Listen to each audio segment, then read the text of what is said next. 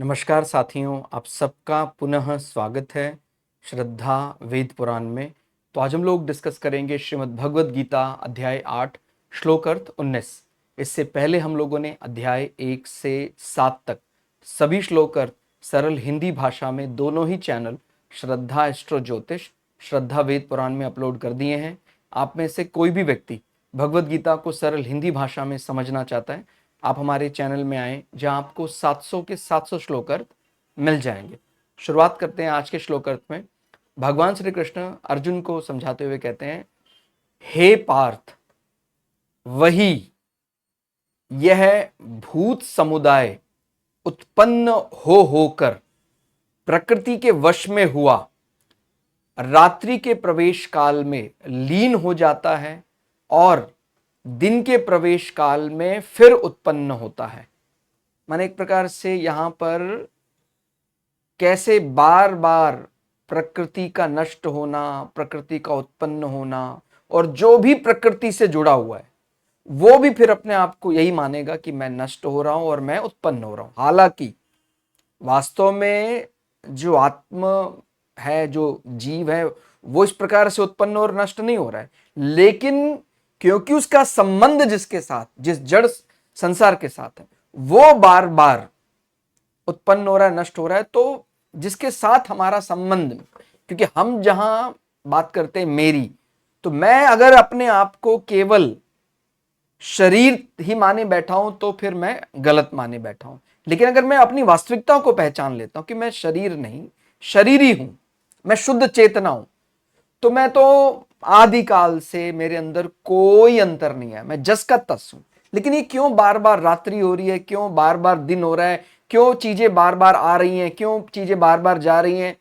और आप जानते हैं जीवन में सबसे कठिन ये पल होता है जब भी, माने एक सांसारिक व्यक्ति की दृष्टि से देखें कि भाई मैंने जितना भी जीवन में अर्जन किया था, इकट्ठा किया था, वो चला गया, फिर अगला जन्म मिला, फिर दोबारा इकट्ठा किया, फिर चला गया। तो ये क्या बार बार कष्ट आता ही रहेगा? माने ये तो बहुत बड़ी असहनीय पीड़ा है जीवन में। वो कहने को उसने बहुत धन इकट्ठा कर लिया, कामना पूर्ति कर ली कहने को, और फिर जस का तस, मतलब वो मृत्यु और फिर से उसका सृजन चलता ही रहता है, चलता ही रहता है। तो क्या इस कभी ना खत्म होने वाले कष्ट का कोई अंत नहीं है? तो भगवान यहां समझाते हैं कि ये जो संबंध हमने बनाया है इस संसार के साथ, इस संबंध के कारण ही ये बार बार सृजन और फिर प्रलय ये सब चलता रहेगा। और जब आप इस संबंध को दरकिनार कर दें, जो वास्तविकता है कि हम शरीर नहीं है, हम शरीरी हैं, तो फिर ये अपने जीवन से अपने आप ही चला जाएगा। फिर हमें बार बार रात और बार बार दिन, हमें बार बार मरण, बार बार नया माने जीवन नहीं देखना पड़ेगा। ठीक है, तो थोड़ा सरल करके समझें। ब्रह्मा जी के कितने भी दिन रात क्यों ना बीत जाएं, पर शुद्ध चेतना आत्मा स्वयं वहीं का वहीं रहता है, उसमें जरा भी परिवर्तन नहीं होता है।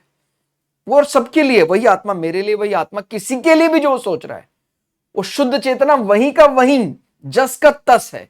लेकिन क्योंकि उस शरीर ने, माने उस शरीर में रहने वाले ने उस शरीर के साथ संबंध बना लिया है, संसार के साथ संबंध बना लिया है, तो जन्म मरण के साथ वो जुड़ गया है, दिन और रात के साथ वो जुड़ गया है।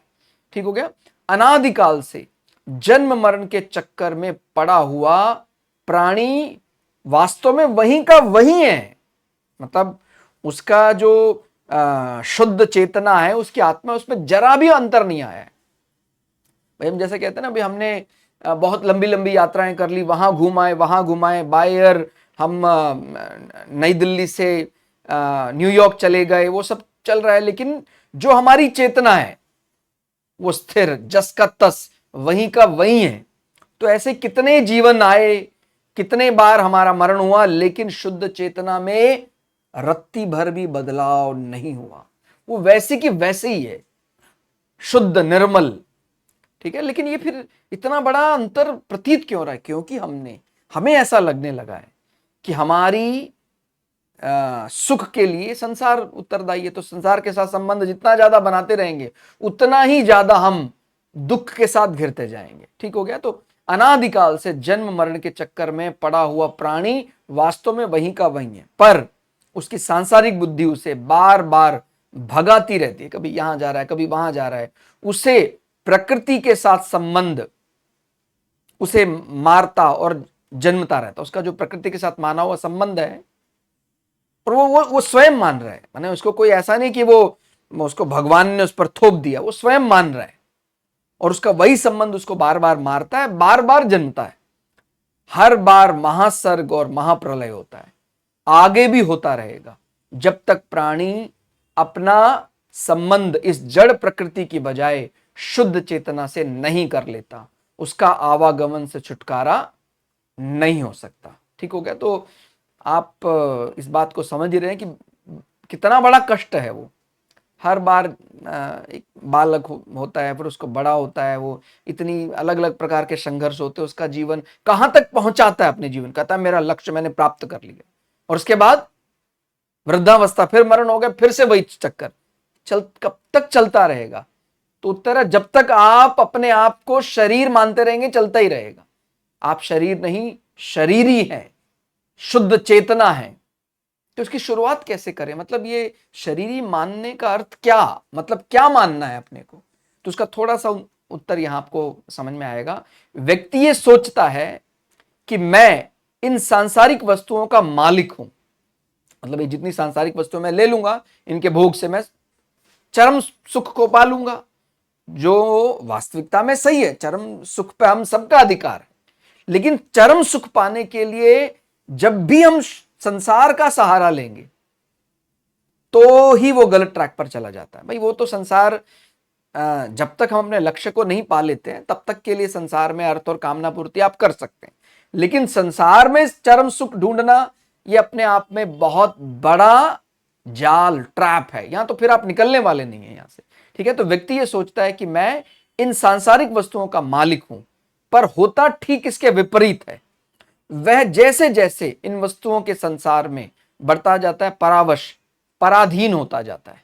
ठीक है? प्राकृतिक पदार्थों की यह जितना अधिक ग्रहण करता है उतना ही यह महापरतंत्र बनता जाता है। ठीक हो गया? यही भावना इसे अगले जन्म और मरण में उलझाए रखता है। भाई शायद ये वस्तु मिल जाती। आप मतलब सामान्यतः देखते ही हैं कि अब आपको लग रहा होगा कि भाई पहले हम सोचते थे एक घर मिल जाता तो आनंद आ जाता, घर मिल गया तो फिर बड़ा घर मिल जाता, उसके बाद फिर इतना एकड़ में फैला फार्म हाउस भी होता, तो उसकी कोई अंत नहीं है। भवन के बाद फिर पुत्र पुत्री, और ये ऐसा ऐसा अलग संसार को ऐसे जीता ही नहीं जा सकता। आप दुखी ही रहेंगे, उसमें कोई ना कोई ऐसा, मतलब ये एक बोलते हैं ना लूप है, एक जैसे कंप्यूटर की भाषा में बोलते हैं ना कि वो चलता रहता है। अगर ये मिल गया दोबारा लूप चालू होता रहता है। कुछ भी कंडीशन सेटिस्फाई फुल्ली हो ही नहीं सकती है। कहता है नहीं सर ऐसा थोड़ी हो सकता है। किसी व्यक्ति की कामना है कि मुझे केवल एक ही कामना है, कहता है मुझे केवल एक संतान हो जाए, मैं संसार में भगवान से कुछ और नहीं मांगूंगा।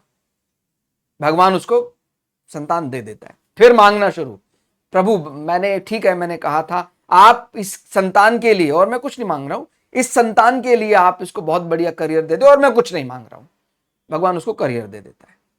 उसके बाद फिर उस संतान की संतानें चलते है अनंत काल, पता नहीं क्या क्या मांग लेता है, और कहने को भगवान मैं कुछ नहीं मांग रहा हूं। तो लाइफ जो हमारा है, लाइफ एक लाइक मरीचिका, मृग तृष्णा, मिराज की तरह वो चलता ही रहेगा। लगता है ना जैसे हिरण को रेगिस्तान में 100 मीटर आगे चले जाए, बस वहां अपने को सुख मिल जाएगा, वहां क्योंकि जल है, वहां पहुंचता है, फिर लगता है कि नहीं थोड़ा सा और, थोड़ा ऐसा करता करता जीवन समाप्त हो जाता है, और फिर अगला जीवन, मरण फिर जन्म, मरण फिर जन्म, चलता ही रहता है। तो कैसे इस ट्रैप से निकले, उसकी ओर, यही ट्रैप तोड़ने का तरीका है, उसकी ओर निहारना ही नहीं। वो दिख रहा है 100 मीटर में जो सुख दिखता है, छोड़ो उसको, ध्यान में मग्न हो जाओ। ठीक है? तो इसमें होता ठीक इसके विपरीत है। जितना व्यक्ति सोचता है मैं संसार में जाकर मैं स्वतंत्र हो जाऊंगा, वहां वो परतंत्र होता जाता है। प्राकृतिक पदार्थों का यह जितना अधिक ग्रहण करेगा उतना ही यह महापरतंत्र बनता जाएगा। उसकी यही भावना कि संसार से मुझे सुख मिल सकता है, उसे अगले जन्म और मरण में फंसाए रखती है। संसार को स्वीकारने या त्यागने में यह स्वयं जिम्मेदार है, और कोई इसको नहीं कह रहा है। स्वयं ही तय करता है कि हाँ यहां से सुख मिलेगा तो स्वीकार कर लेता है। अब त्यागना भी है किसी दिन तो स्वयं ही त्यागेगा भी। तो अब क्या बताया इसका रास्ता? साधक को चाहिए जो इस ट्रैप से, इस जाल से निकलना चाहता है, कि वह वस्तु, व्यक्ति और क्रिया के बिना अपने को अकेला अनुभव करने का अभ्यास शुरू कर दे। कि भाई जैसे कई बार कहते हैं ना, एकांत वासा करना चाहिए। तो जो व्यक्ति, अब ठीक है हम सामाजिक हैं, समाज में हमारे कुछ लायबिलिटी कर्तव्य हैं, लेकिन जो बिल्कुल भी एकांत वासा नहीं रह सकता है, ध्यान भगवान का नहीं कर सकता है, तो अभी वो उस मुक्ति मार्ग से बहुत दूर है। सीधी बात है, आपको अच्छा लग रहा है नहीं लग रहा है मैं उस पर बात नहीं कर रहा हूं, क्योंकि वास्तविकता वही है। तो जो व्यक्ति ध्यान में मग्न होना सीख गया है, उसको एकांत वासा में आनंद आने लग जाता है यदि, तो उसका मतलब वो सही मार्ग उसको मिल गया। ठीक हो गया। क्रिया के बिना अपने को अकेला अनुभव करने का प्रयास करें, एकांत अनुभव और चिंतन को जीवन में महत्व देना शुरू कर दे। मतलब कह रहे स्ट्रैप को तोड़ने के लिए शुरुआत कहां से करें? अब जब आप कहते हैं ना मैं तो बोर हो जाता हूं, अकेला मैं नहीं रह सकता हूं, तो इसका मतलब यही कि आपको संसार की आवश्यकता है और अभी आप एलिजिबल नहीं हुए ट्रैप से निकलने के लिए। नहीं तो कई व्यक्ति ऐसे कि नहीं हमारा तो संसार साथ में रहे तो भी कोई समस्या नहीं है, एकांत एकदम अकेले रहे तो भी आनंद रहते हैं। तो प्रारब्ध से संसार मिल जाए तो भी कोई समस्या नहीं, और एकदम एकांत को तो अपने में ढूंढने का प्रयास करना चाहिए, माने चिंतन, एकांत अनुभव करने का प्रयास करें। उसी से आपको इस संसार से निकलने का मार्ग समझ में आएगा। ठीक हो गया। तो उसमें अधिक से अधिक स्थिर रहें, अपने अपने एकांतवासा में अपने आप को समझने में अधिक से अधिक स्थिर रहें। ठीक हो गया। यह मनुष्य मात्र का स्वयं का अनुभव है कि सुषुप्ति के समय, माने जब वो शयन आदि अवस्थाएं होती है, आप समझते हैं सोते समय, वस्तु, व्यक्ति, क्रिया के बिना भी हम स्वतः रहते हैं। कोई ना सुषुप्ति अवस्था में ना कोई वस्तु रहती है सांसारिक, ना व्यक्ति रहता है ना क्रिया, फिर भी हम वहां रहते हैं। परंतु हमारे बिना वस्तु, व्यक्ति और क्रिया नहीं रहती। ठीक हो गया। तो मतलब हमारे बिना वस्तु, व्यक्ति और क्रिया नहीं रहती है, कि भाई अगर हम सुषुप्ति अवस्था में चले गए तो उसका कोई महत्व ही नहीं है फिर, और वहां पर हमें उसकी कोई आवश्यकता महसूस ही नहीं होती है। जब जागृति में भी हम इसके बिना रहने का स्वभाव बना लेंगे, मतलब और कई ऐसी सुख सुविधा के साधन है, धीरे धीरे उनको कम करने का जब अभ्यास व्यक्ति शुरू कर देता है, इसका मतलब व्यक्ति मुक्ति की ओर बढ़ना, व्यक्ति को मुक्ति के बारे समझ में आने लगा है।